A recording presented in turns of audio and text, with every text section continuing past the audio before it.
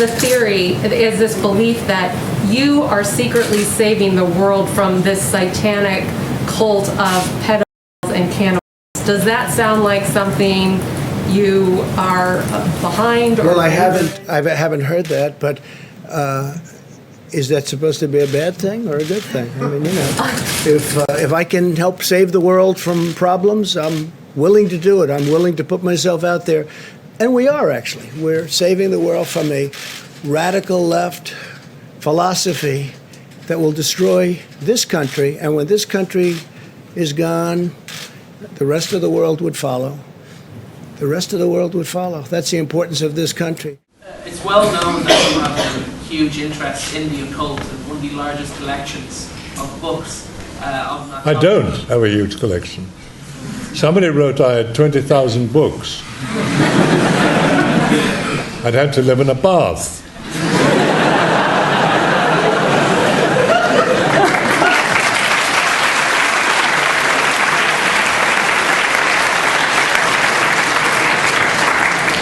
I have maybe 4 or 5. I have The Devil Rides Out, first edition, signed to me by Dennis Wheatley. There's a book just come out about him called The Devil is a Gentleman. And I have met people who claimed to be Satanists, who claimed to be involved with black magic, who claimed that they not only knew a lot about it, but as I said, I've certainly never been involved, and I warn all of you, never, never, never. You will not only lose your mind, you lose your soul. I don't have a big library in the account, no. I know, look, the internet and the media, if they can't think of something to do, they invent it. If they can't think of something to say, they invent it. I don't know who thought that one up. Looks good in print, I suppose, but it's not true. When Paul makes the statement to the Thessalonians again, he said the restraining power will prevent him from being revealed until the proper time, until that restraining power is removed.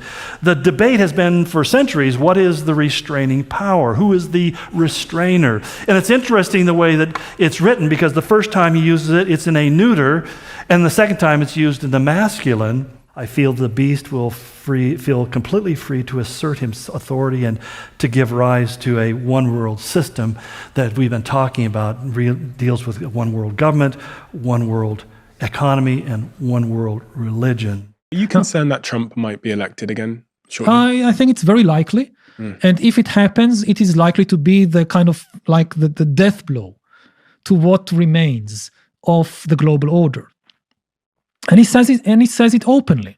Now again, it should be clear that many of these politicians, they present a false dichotomy, a false binary vision of the world, as if you have to choose between patriotism and globalism, between being loyal to your nation and being loyal to some kind of, global government or whatever. They've done everything they could since 2015, for 9 years, to destroy Trump. He is still standing, he's still saying fight, and he is the most iconic political leader in America, I think, in my lifetime. It's remarkable to watch what he's doing. Kamala didn't have the courage to go on his show. She couldn't have stood up for 3 hours of questions. That by itself is an indication of what our choice is here.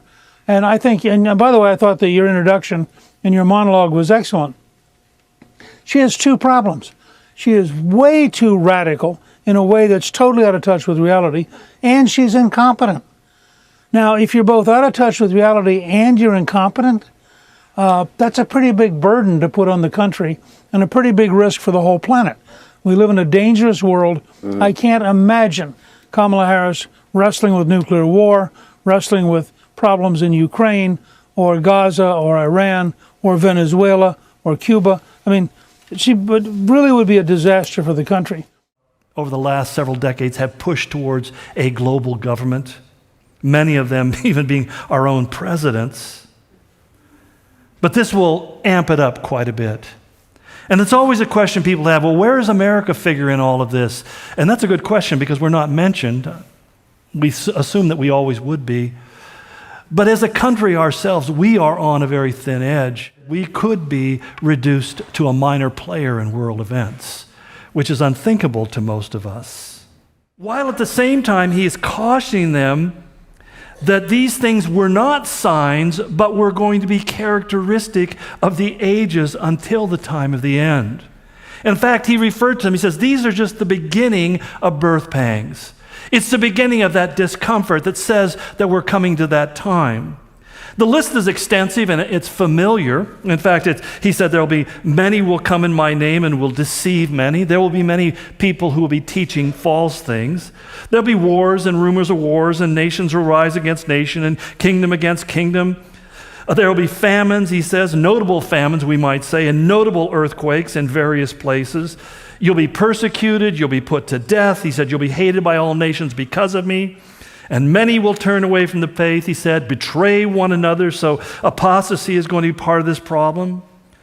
Many false prophets will come and deceive many. And he says, and the increase of wickedness, because of it, he said, the love, the agapao, which is the love that's characteristic of his church, will actually begin to grow cold, he said.